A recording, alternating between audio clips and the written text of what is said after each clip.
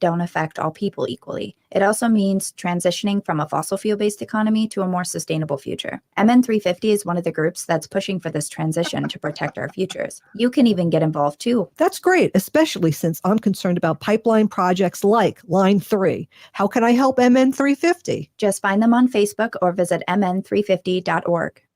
Hey, Cudahy to all my friends and relatives in four directions. This is Robert Pilot of Native Roots Radio presents I'm Awake. I'm here to ask you for your support. Finding honest Native-centered news is not easy. But with your support, we're able to provide accurate information about Standing Rock, Line 3, treaty violations, and COVID-19 in our Native communities. Please visit Native Roots Radio Network on Patreon and donate if you can. That's Native Roots Radio Network on Patreon. Pinigigi, and thank you for your support. Minnesota has the only original wolf population in the continental United States, and 80% of Minnesotans believe the wolf should be protected. Howling for Wolves is asking Minnesotans to respect our true wildlife manager, the wolf. Their survival is critical to our ecosystems, our communities, and even our economy. As highly intelligent animals with strong social bonds, Minnesota wolves deserve to be protected and admired. Learn more at howlingforwolves.org. Let's live and let howl. We have vital information we would like to share with you. The Department of Indian Work St. Paul partnered with the Minnesota Department of Health to open the Twin Cities American Indian COVID-19 hotline. They provide information on testing sites, isolation space, vaccines, housing assistance, and food resources. If you or someone you know has questions about COVID-19 or has questions to determine if you should get tested, please call them at 651-304-9986. Again, the number is 651-304-9986. The Twin Cities American Indian COVID-19 hotline is open for calls Monday through Friday from 8 a.m. to 8 p.m. Call the Twin Cities American Indian COVID-19 hotline at 651-304-9986. That's 651-304-9986. With your AM 950 weather, I'm Patrick Lulia. Air quality alert in effect overnight for smoke and haze with a low of 63. More smoke and haze on Saturday with a high of 85. Nightingale at 26th and Lyndale in Minneapolis is your cozy, comfortable neighborhood bar and restaurant. Now open daily from 5 p.m. to 1 a.m. with their full menu available until midnight. Check them out today at nightingalempls.com. Portions of Native Roots Radio may be pre-recorded. It's a good day to be indigenous. Get up, stand up. They are going to become more brutal. Because all the hippies were trying to be Indians anyway. They're going to become more repressive because it's a matter of dollars and their illusionary concepts of power. Hey, Victor. We must live in balance with the earth. And also with recent happenings at Wounded Knee. I am awake.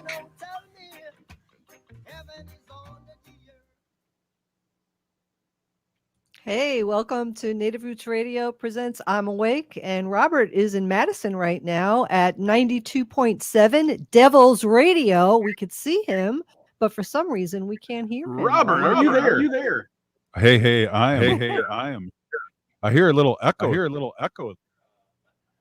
All right, just do your thing. Okay, try it now. We're having a little bit of no echo there. That's awesome. Hey, right. I just want to say, hey, Cudahy to all my friends and relatives in four directions. You're listening to Native Roots Radio presents I'm Awake, and I'm your host, Wakunjahade, Distant Thunder. My colonized name is Robert Pilot, and we discuss national and local and Native news from all over Turtle Island. As you all know, Native issues are human issues, and human issues are Native issues. This portion of the show is brought to you by the Twin Cities American Indian COVID-19 hotline. You could call them at 651-304-9986. They're open Monday through Friday from 8 a.m. to 8 p.m. for your COVID-19 questions. Wendy, Oh, you're coming in and out, Robert. I think you are out. We cannot hear you. Cut out, it looks like. Well, it's kind of like a ventriloquist show, right? My lips are moving, but you can't hear anything. Oh no, it's the opposite of a ventriloquist show. Hey, so without any further ado, I'm here in Mad City and here at the Devil's Radio flagship, and we really, of course, I stole a T-shirt, Wendy. So just to add Hope to my, you got me one. oh yeah, you know I did. And we're really excited to be with Devil's Radio at this time and be a partner. And it was just great to come down and see the flagship. But without any more ado, why don't we go with Ogimaa with the news, and we can get stuff straight here. And this has just been an awesome experience. Pinigigi, welcome, Ogimaa. Hi, bonjour, and everybody. I'm Ogimaa Giniw Ikwe. I am a member of the Red Lake Nation in northern Minnesota, and I'm here with some water protector news on Native Roots Radio. However, I do want to say again, because I was a little bit behind, I haven't been following the Olympics. I do want to say that we appreciate and are so proud of Suni Lee, who took a gold medal win in the women's artistic individual all-around event in gymnastics yesterday in Tokyo. And to let everybody know that in proclamation, Governor Walz of Minnesota said that today, July 30th, will be known as Sinisa Lee Day in the state of Minnesota. So that is really, really cool. And congratulations again. For today, well, actually, this was yesterday, but the press release just came out on this today. Near Solway, Minnesota, 9 water protectors were arrested in ceremony as Enbridge is planning to drill under the Mississippi headwaters. On the afternoon of July 29th, 9 Indigenous and allied water protectors were cited and arrested while holding a ceremony on the banks of the Mississippi River. Nearby, Enbridge is just days away from the completion of the drilling for the Line 3 pipeline under the headwaters of the Mississippi. Enbridge is continuing construction in defiance of a 48-hour cease and desist order from the White Earth Tribal Government. The letter calls on Enbridge to halt construction activities at the site so that White Earth Tribal members can hold a ceremony for the water. Enbridge is also drilling under the riverbeds across the Anishinaabe Treaty Territory, and so far has spilled drilling fluid at 9 different sites, including multiple sites now at the headwaters of the Mississippi River. These spills also prompted a letter earlier this week from 32 state legislators from Minnesota demanding that the Minnesota Pollution Control Agency temporarily suspend the Section 401 certification and order Enbridge to immediately halt all drilling along the Line 3 route. This is part of an ongoing pattern where Enbridge has covered up their pollution and consistently denied Anishinaabe people and their guests the right to exercise their 1855 treaty rights, which include the right to hunt, fish, gather, and hold ceremony along all treaty territories. Today, several more water protectors and tribal members were arrested near the Red Lake River, which is a few hours north of Solway, which is at the Firelight Camp. Water protectors at the Red Lake Treaty Camp went onto the drill pad at the Red River, where Enbridge is set to complete pullback against the will of the Red Lake Nation. Pullback is when they bring the pipe through after they've drilled. Half a dozen water protectors scaled fences and blockaded a gate to hold space. Water protectors were maced, tear gassed, and shot with rubber bullets and pepper bullets. This is considered less than lethal action. And this is, again, continuing after Enbridge has been asked to, cease and desist by several legislators in Minnesota. So today, 20 people were arrested and are currently being held in Pennington County related to the Red Lake Nation event today.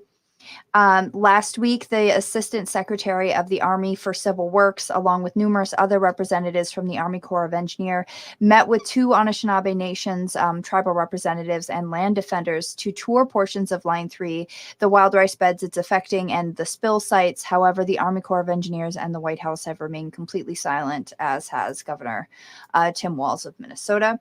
If you want to get involved, you can definitely check out stopline3.org/hub. That's a really good place. And then Camp Firelight, again, today, I believe, had additional arrests. And there is news of a possible ongoing spill there.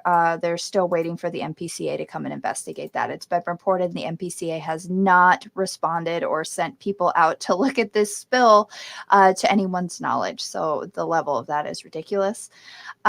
Coming up on Saturday, August 7th, is the Treaty People Walk for Water, hosted by MN350 and Campfire Light and Minnesota Interfaith Power and Light. They're going to be leaving from the Firelight Camp, which is near the Coffee Pot Landing in northern Minnesota.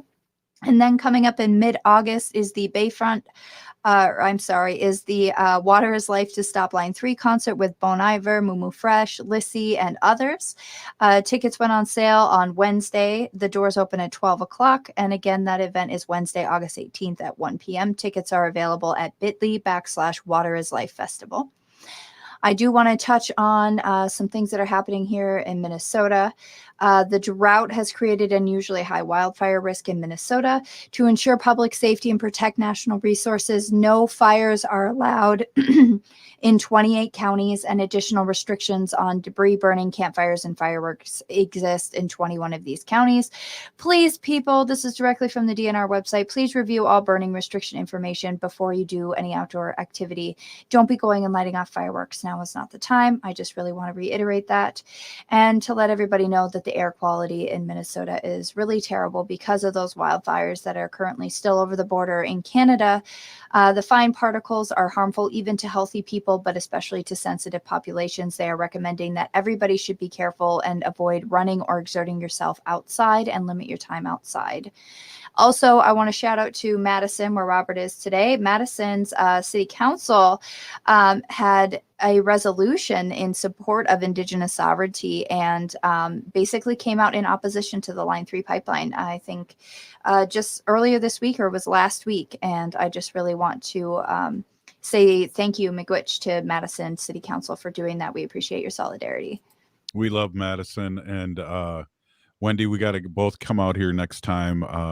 It's just a great place to be. And, you know, we both like the vibe here, don't we, Wen? We absolutely do love the vibe in Mad City. We've been there before, and we'll go again. And you look nice little vegan restaurants right by the Capitol that we have to hit.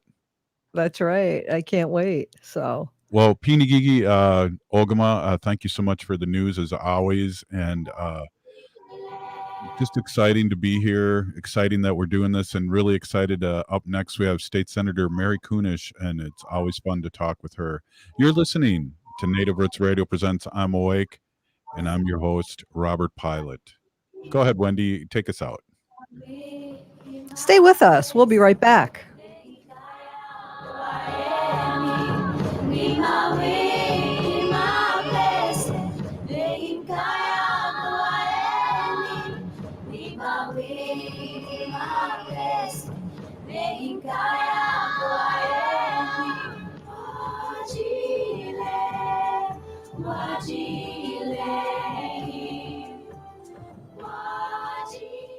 Hey, Ogimaa, I've been hearing a lot about this term, climate justice. What is that? Climate justice is recognizing that the negative impacts of climate change don't affect all people equally. It also means transitioning from a fossil fuel-based economy to a more sustainable future. MN350 is one of the groups that's pushing for this transition to protect our futures. You can even get involved too. That's great, especially since I'm concerned about pipeline projects like Line 3. How can I help MN350? Just find them on Facebook or visit mn350.org.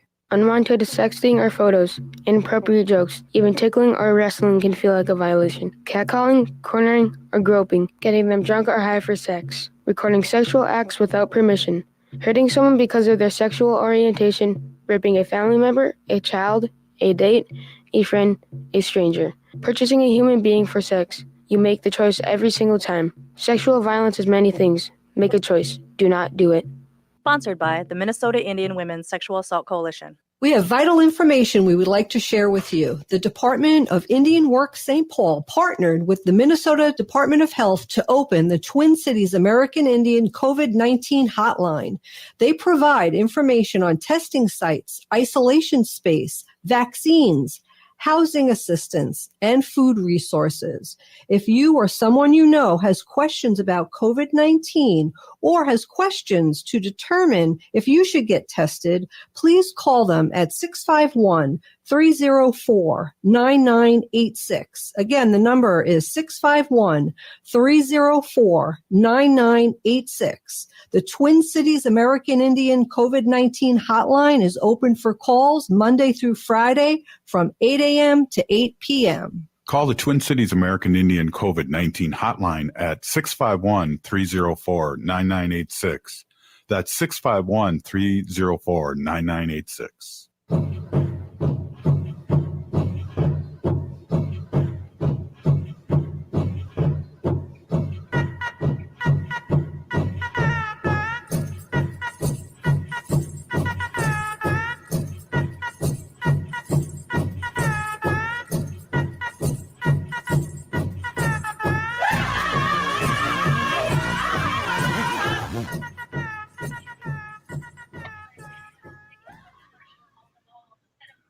Well, looks like we have an audio issue again there, Wendy.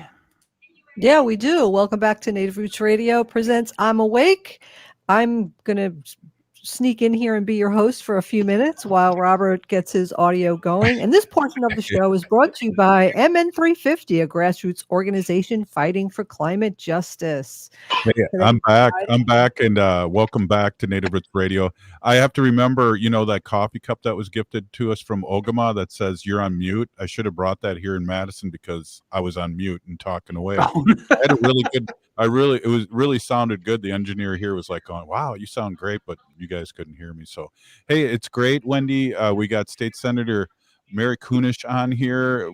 Her first week, she's taken off Native Roots Radio for probably 3 years. So it's we're really happy to have you back, and welcome, Mary and Phillison. What you been doing? I mean, you got a little baby coming. Well, not you, but you're going to be a gaga, a grandma here. You can tell our audience a little bit about that, and also what's been going on.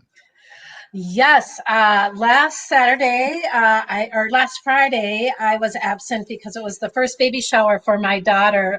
My daughter Louisa is going to make me a grandma here coming up in October, and so we had a big celebration, a big baby shower last Friday night, and we're all getting really excited for the arrival of little Rita Jeanne d'Arc. So it won't be long, and maybe I'll bring her on camera sometimes when she's around. But that has kept me very busy. And while we are in that part-time legislature, the legislature is keeping me very, very busy. Thank heavens I don't have to go back to school in 5 weeks because I just could not juggle both of these things. So I've been up to, what have I been up to? There were a couple of Zoom conferences this week, and we talked about all kinds of different issues. It was a national forum of the National Council of Legislators. And a lot of it was around the movement to protect our nation's lands and water, and all of those sort of things. So it was a national discussion, and it was great to hear from other state legislators the work that they are focusing on and they're working on. We talked about the growing threat of pandemics and how different states are handling the rise in the new Delta virus, not the Delta airline, Robert, but the Delta virus. And then, looking at how we can ensure that we have healthy communities by really creating joining resources, which is such a novel idea, right? Across federal, state, county, local jurisdictions to ensure that we have healthy communities. So using that cumulative impact. And then a lot of things around marine issues, the marinas and the oceans and the seas, the salt waters are really, we're so focused on Minnesota and our 10,000 lakes plus that I guess it's different to hear them talk about the big picture, the big water picture. So we had a lot of discussion around those kind of issues. I didn't get much time to talk about line 3. People were sort of interested in that, but we really talked a lot about climate change and all these environmental issues that are going on around the country. You know, fires. I mean, like here we are in Minnesota, and you can hardly have your windows open because you know, of the smoke coming down from Canada. We talk about line 3 and how that expanded permit to take water from the pathway of the pipeline. You know, it's some people will say, oh, it's not that much and it doesn't affect things that much. But when you are disturbing a very sensitive ecosystem, even a little bit of change in the water or aquifers. I mean, they're talking about how many different wells, you know, water wells that people pull from for their home use, that businesses pull from their use, you know, in greater Minnesota, have gone dry. That's really telling. You know, there might be a bunch of different levels of aquifer here in Minnesota, but if those wells are going dry, if all of our mighty waterfalls are to a trickle, I mean, that's a pretty good indicator that we are in a really drastic situation. So I spent 2 days of that on Zoom. It was kind of nice to be able to be home and follow along that way. And just taking care of little issues here and there. I joined the American Indian book club this past month. Read a book of short stories about the struggles of women of color. It was a set of short stories. The book's over there. I'll have to go pick it up and bring it back. But really enjoyed that. The next book we're reading is The Seed Keeper. Have any of you heard of that one? We had Yes, her we on have. as guest. Yeah, go ahead, Wen. Yeah, the author of that book was a guest on our show when the book first came out. And I have that book around here somewhere, and I'll have to grab it too. But yeah, that's a great book.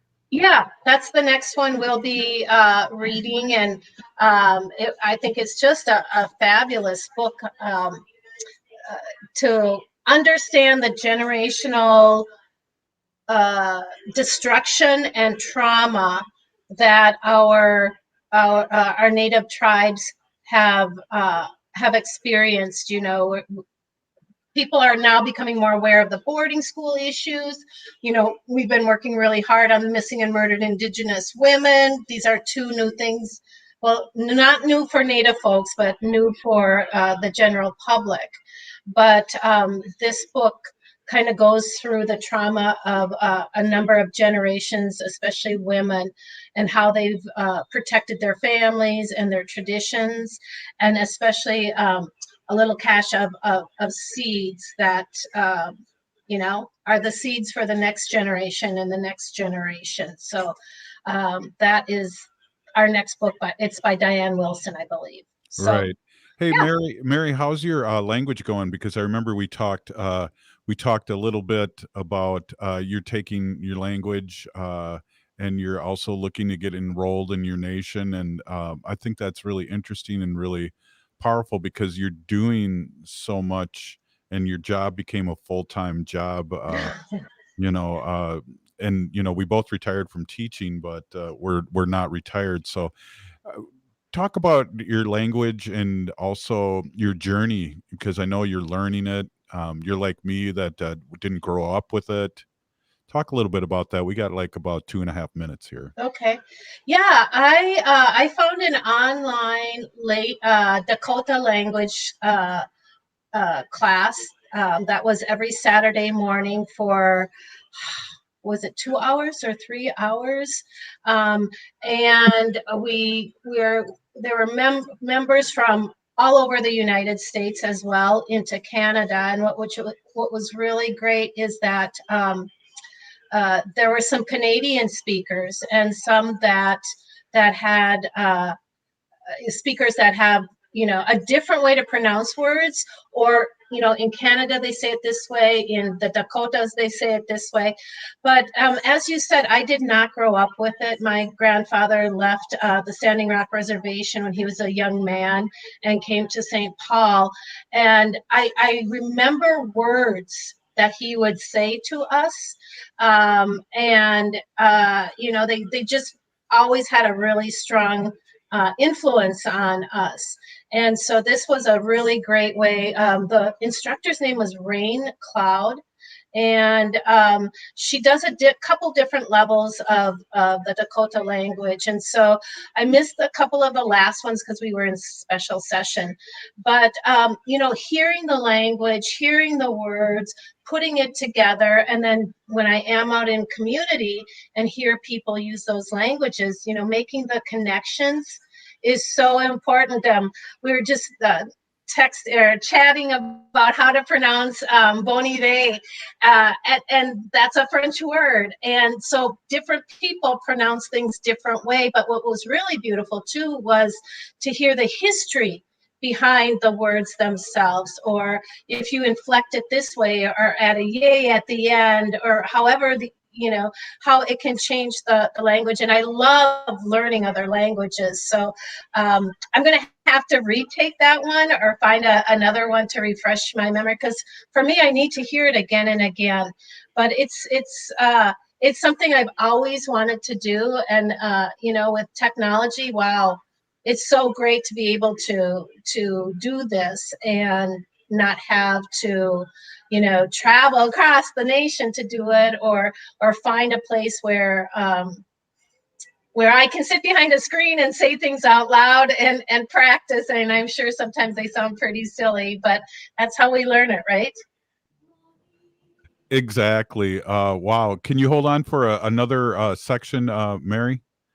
We're Sure. with State Senator Mary Kunesh of Minnesota, and I'm here at Devil Radio in Madison, Wisconsin, just looking over the beautiful trees in this beautiful studio. Wendy, you'd love it here. There's no cords at all, like our studio. I know those cords just drive you crazy. This is a very clean place. I'll have to take a picture and show it to you. Hey, you're listening to Native Roots Radio presents I'm Awake, and we'll be right back after this short break. Stay with us. Hey, Wendy, what are we doing for dinner after the show? How about we go to J. Selby's on 169 Victoria Street in St. Paul? They have a delicious plant-based menu that's compassionate and environmentally sustainable. I'm getting their spot-on vegan Big Mac, a dirty secret. You can pick up and they deliver within a 5-mile radius, or you can call them at 651-222-3263 or visit jselbys.com. Well, you sold me, Wen. Let's go order at J. Selby's tonight. I'm hungry.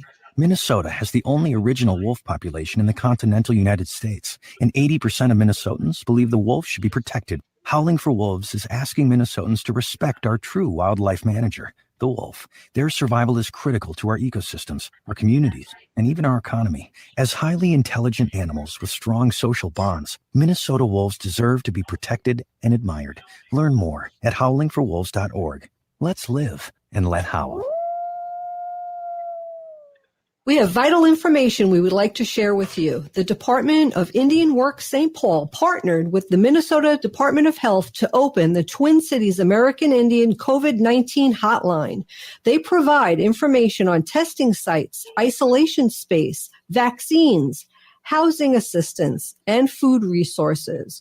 If you or someone you know has questions about COVID-19 or has questions to determine if you should get tested, please call them at 651-304-9986. Again, the number is 651-304-9986. The Twin Cities American Indian COVID-19 hotline is open for calls Monday through Friday from 8 a.m. to 8 p.m. Call the Twin Cities American Indian COVID-19 hotline at 651-304-9986. That's 651-304-9986. You've heard the screamers, you've heard the shouters. Well, now it's time to listen to a real conversation. Now it's time for the Rick Unger Show. Weeknights from 8 to 10 p.m. on AM 950. Life is a journey, and the Doherty Family College will help you get where you want to go.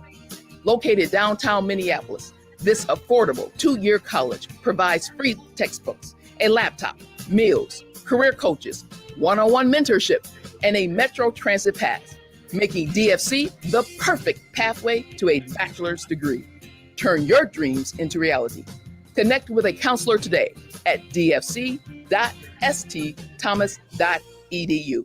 If you're hurting in your relationship or have been affected by sexual violence, you're not alone. Strong Hearts Native Helpline can help you through these difficult and uncertain times. Strong Hearts Helpline is a free 24/7 confidential domestic dating and sexual violence helpline for Native Americans. Help is available by calling 1-844-762-8483 or by clicking on the Chat Now icon on strongheartshelpline.org. This message is sponsored by the National Indigenous Women's Resource Center. Hi, it's Tom. Imagine if you could get cash to switch to solar energy even before your panels are installed. Sound too good to be true? Well, fortunately, it's not, thanks to All Energy Solar. When you sign up with All Energy Solar, they'll calculate how much money your solar would generate even before your system's installed. Then All Energy Solar sends you a check based on that amount. But don't delay. August 15th is the deadline to sign up for an instant solar rebate check. Book your appointment now at allenergysolar.com. With your AM 950 weather, I'm Patrick Lulia. Air quality alert in effect overnight for smoke and haze with a low of 63. More smoke and haze on Saturday with a high of 85. Next Chapter Booksellers in St. Paul is back open for in-person browsing. Let their experts find the perfect book for you no matter your taste. That's Next Chapter Booksellers, the corner of Snelling Avenue and Grand Avenue in St. Paul. More at nextchapterbooksellers.com. Bonjour, I am Oshawashko Gijig. I'm from Red Lake Nation, and you're listening to Native Roots Radio. Welcome back to Native Roots Radio. I'm your host, Robert Pilot. Well, we got a bit of a... There you go, Wendy. Are you muted, Wen? No, we can't hear Wendy.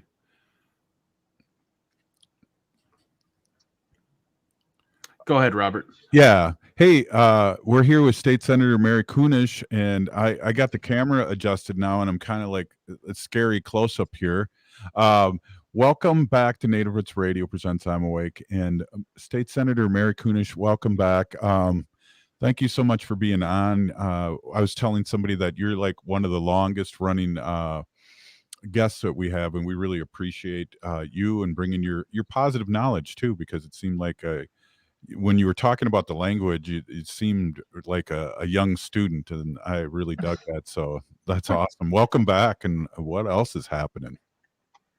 Oh, what else? Well, the Olympics. Yeah. Well, the St. Paul girl, huh? Yeah, our first hurting, though. Well, maybe next time. Yeah, it's been really great to see and watch the Olympics again. I have to say, I'm really proud of some of our athletes that are recognizing that they're struggling with their own mental health or their like self-confidence in what they're going to be doing, and have the strength to pull themselves out before they hurt themselves or create a situation that's not safe. That's been really hard for a number of our athletes. And the others that are testing positive for COVID, one day they'll be fine, the next day they test positive for it, and then they aren't able to participate after all this preparation.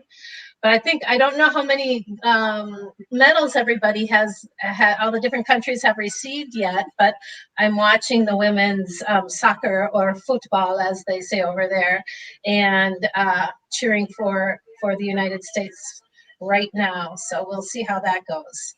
Yeah. Hey, and it's really exciting, and they're keeping people so safe in Japan, but athletes are still getting COVID. It's still a tricky situation, and as you know, things are happening here in Minnesota and Wisconsin and the United States, where the Delta virus is getting so so contagious now that we can be carriers even though we got vaccine.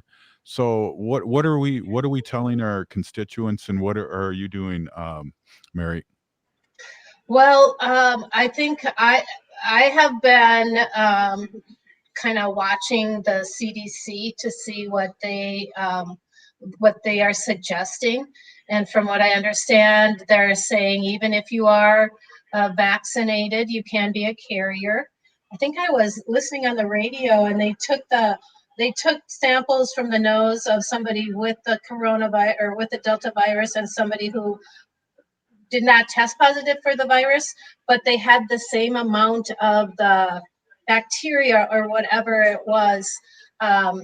So even though you're not showing symptoms, you could be a carrier. So, we just know that Delta variant is really, really highly contagious, and that the symptoms are the same as the regular COVID.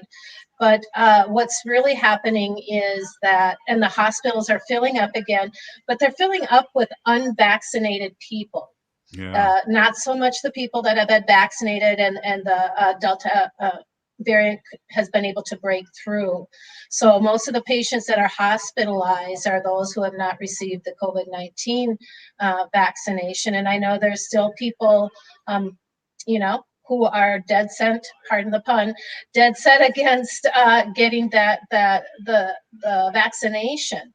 So, we just have to be careful. Mary, have you had to like talk to anyone about getting the vaccine? Somebody who might have been like reluctant. Have you had that happen? Yeah, I actually have. I have. For some people, if they haven't experienced it themselves or a loved one, if they haven't seen it around themselves so much, they're not convinced that it really is a pandemic. And that's how it was with this woman. She's like, I don't know anybody that died. I know some people that got sick, but they lived. But that's what we get, the flu every day.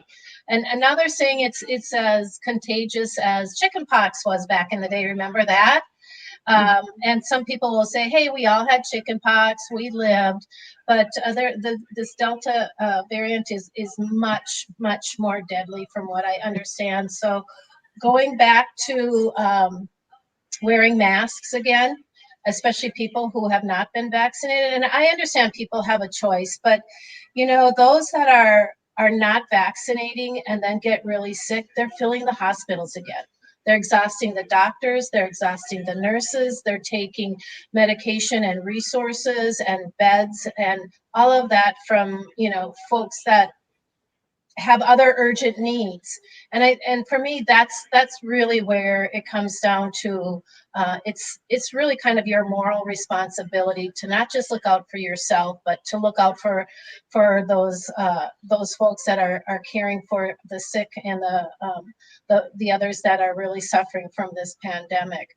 So that's really what really irks me too much. That's a really good question, Wendy. Hey, I want to say, Pinigigi, thank you so much for signing that letter. I believe Ogimaa reported that there was 43 legislators that signed that letter about Line 3. Can you talk a little bit about the background of that and how it came to be? I know you were up in the deep north with us a couple times. I know Heather Keeler's doing a lot of things in the background, but it was really great to see our relatives, our allies sign that too. So what was behind that? And I don't mean behind that, but how did that all come about, I should say? So that's good that you mentioned that.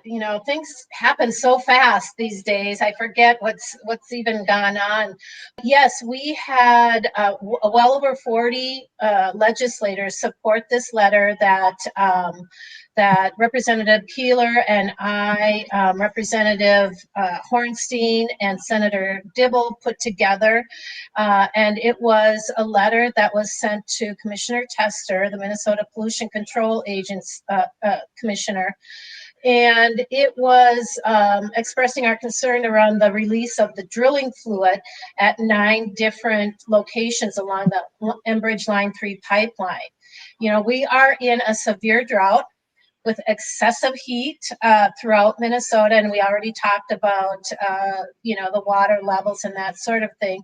And so the fact that there were 9 of these locations where the drilling fluid was released, we had some questions. We would like to have more transparency throughout this process and how different issues are being addressed when incidences arise. So, we as legislators are not informed when things happen. We learn about it through social media.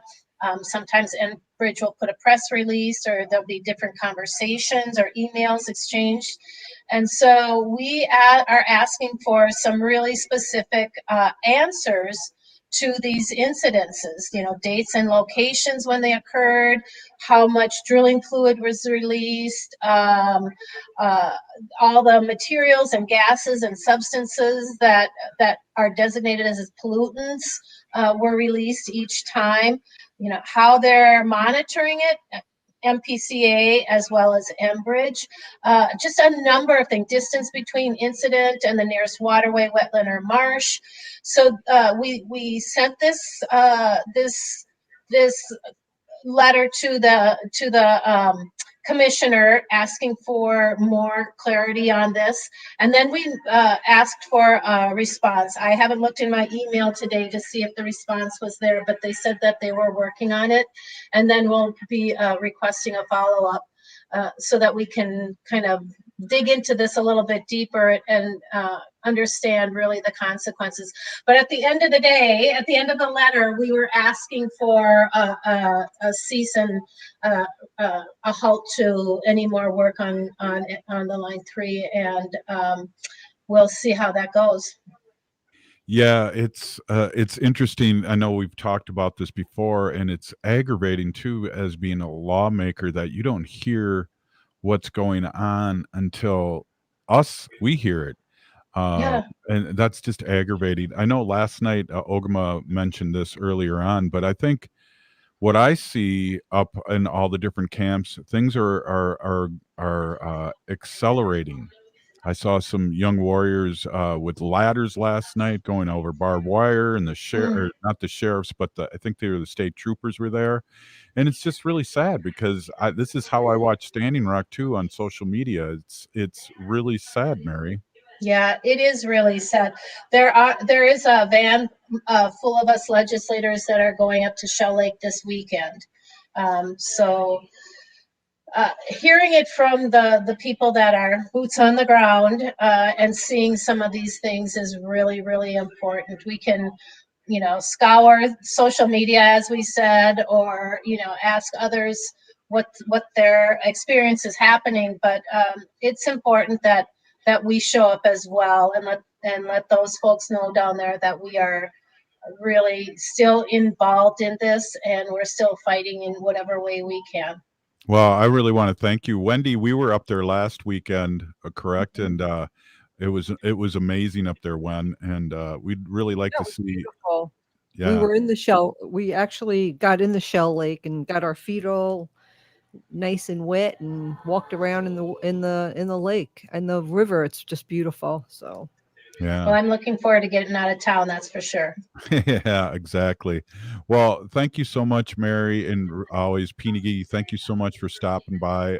It's a huge deal for us, and I know our listeners really like to hear your positive updates, and we love it too, because it's Positive Friday here at Native Roots Radio Presents I'm Awake. You bet. We'll be right back after this short break. Stay with us.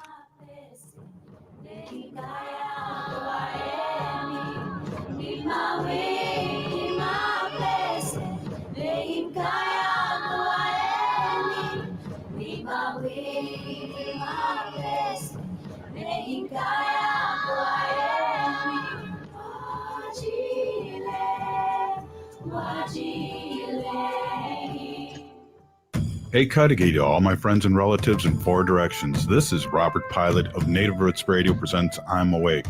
I'm here to ask you for your support. Finding honest Native-centered news is not easy. But with your support, we're able to provide accurate information about Standing Rock, Line 3, treaty violations, and COVID-19 in our Native communities. Please visit Native Roots Radio Network on Patreon and donate if you can. That's Native Roots Radio Network on Patreon. Pinigigi, and thank you for your support. Hey, Ogimaa, I've been hearing a lot about this term, climate justice. What is that? Climate justice is recognizing that the negative impacts of climate change don't affect all people equally. It also means transitioning from a fossil fuel-based economy to a more sustainable future. MN350 is one of the groups that's pushing for this transition to protect our futures. You can even get involved too. That's great, especially since I'm concerned about pipeline projects like Line 3. How can I help MN350? Just find them on Facebook or visit mn350.org. COVID-19 vaccines are safe, effective, free, and approved for everyone over the age of 12. Need help getting a COVID-19 vaccine? Trusted community connectors can find vaccination sites, make appointments, answer questions, and provide interpretation. To learn more about scheduling a free appointment or find a community connector, visit ramseycounty.us/COVID vaccine.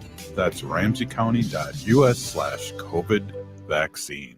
In Minnesota, perinatal and postpartum mothers have legal protections to help keep them safe and healthy in the workplace. That means exclusions from heavy lifting, safe spots for breastfeeding, and more. The Women's Economic Security Act protects the rights of pregnant and postpartum women to work safely during pregnancy and to express breast milk at work. The Minnesota Department of Labor and Industry is here to help you and to protect your rights. Call 800-342-5354 or visit dli.mn.gov/newparents.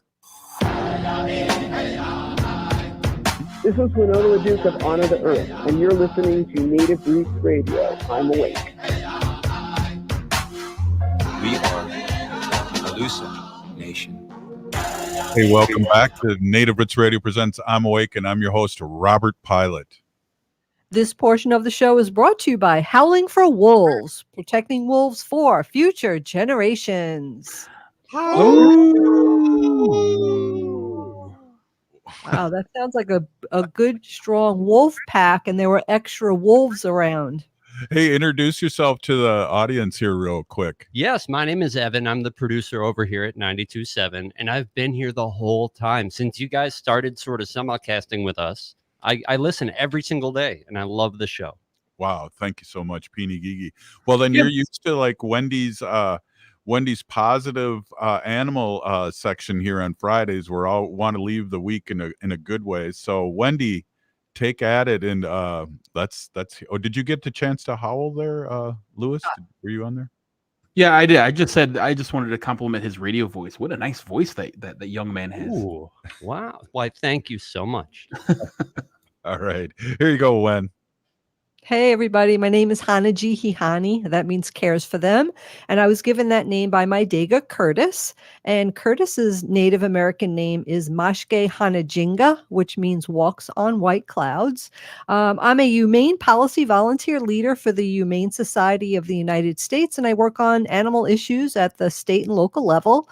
And today is Fluff Friday, so we have a kind of a good little story here, and I actually got it. It's called Good News Network. So that is apropos. And it's a little story written by Judy Cole, and it's dated July 22nd, 2021.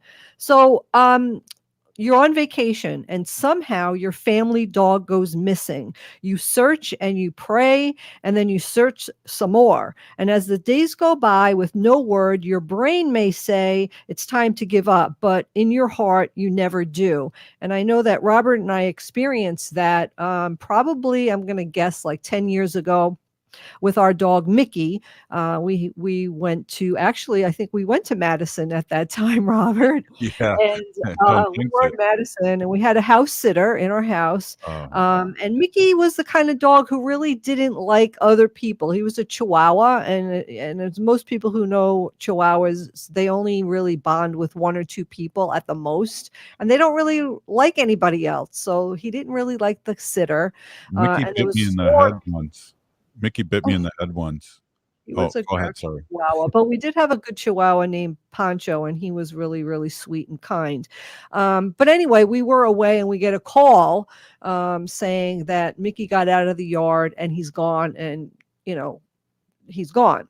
So we drove all the way back that night from Madison, Wisconsin, and we drove back. Just beside ourselves. We didn't know what to do.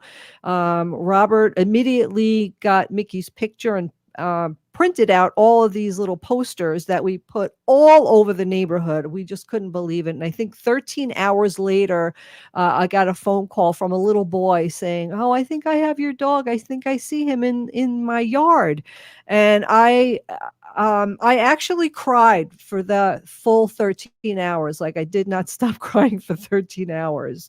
And Robert went and picked up Mickey and then, brought him home. And he was so happy to see us and see me. And so this story kind of That's pretty darn close with Mickey. yeah, Mickey was a grouchy Chihuahua, but we loved him as, all the same. But the Batista family of New York City was on vacation in Ocean City, Maryland, when their 2-year-old Boston Terrier Fisher went AWOL on July 4th, 2020. Now, again, we always talk about July 4th, and that is the day that the most dogs go missing because of the sounds. And especially this little guy, Fisher, he was on vacation, so he was also in an unfamiliar area, plus the sounds of the fireworks, I'm sure, scared him up. The Batistas immediately blanketed the area with missing posters, barraged the social media, and even got Fisher FaceTime on a local floating billboard. With no leads, the family decided to remain in the area for an extended stay. They hired a tracker and even went so far as consulting with an animal communicator in hopes of tapping into Fisher's whereabouts using Doggy ESP, all to no avail.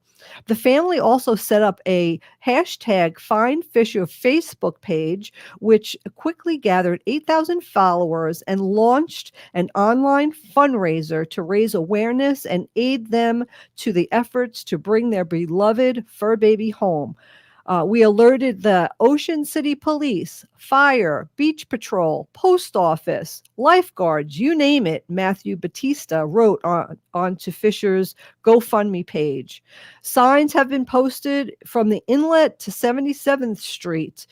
We've extended our stay in Ocean City and arranged to bring in a professional dog tracker in addition to making continuous searching trips in the car, on foot, and on bike. Although they eventually were forced to return home to New York, minus Fisher, the Batistas refused to give up. But even in the massive media blitz, it seemed Fisher had pulled a fast one on, he did a Houdini. But what happened was, and with all miracles, a guy found Fisher while he was working on his motorcycle, and then his friend posted a picture of Fisher on social media, and because he was such a social media fan by now, everybody said, "Hey, that's Fisher." So on April 20th, 2021, 290 days after Fisher left and wasn't found, he was able to come home and to be with his family. And this is a really happy story, but what we really want to do is say that the social media worked. The dog was also microchipped, so that really helped. Oh. And the family also pledged to apply any leftover funds of their GoFundMe page to a charity. And what they did was they renamed Find Fisher's social media page to Find Fisher's Friends. So now it's dedicated to helping other pet parents locate their lost four-legged ones. So social media and microchips are powerful tools in reuniting lost pets with their families. And when I first found this story, I couldn't believe that every post on Google had post after post, dog found after 5 years, dog found after 2 years. I mean, these dogs were found after being lost from their families for years and years. And the last piece that got them to their family was that microchip. And you wish the dogs could talk, right? Because you really would like to find out, like, where have these dogs gone? Like, what did they encounter? What kind of stories do they have? What kind of little adventures did they go on? And, what happened to them? Were they hurt? Were they hungry? Were they scared? I'm sure they were scared, but Reminds me of that movie Homeward Bound. Remember that with the talking dogs? yeah. I never saw that movie, but I know the premise of it. Yeah. So we'll watch it when I come home. We all want to keep our fur babies safe. So just make sure that they're microchipped and they have a secure yard, and that let's keep these babies safe, because when they're gone, it's really heartbreaking. I'll tell you that. I hear you. Fisher, he is back with his family. Hey, Peeny Gigi, Wendy, and I miss you, and I'll be home soon. I'll be home tomorrow morning. I would like to end with these thoughts. If you're listening to this show, you are part of the resistance. From Chief Plenty Coops, the ground in which we stand on is sacred ground. It is the blood of our ancestors. We need to resist, divest, join a group, and run for office. We're still here.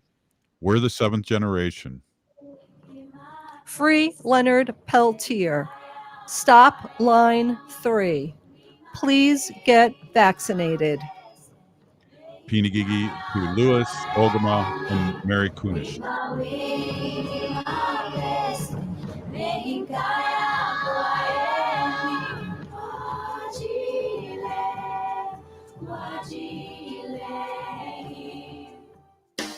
Hello, this is Ellie Krug with Ellie 2.0 Radio.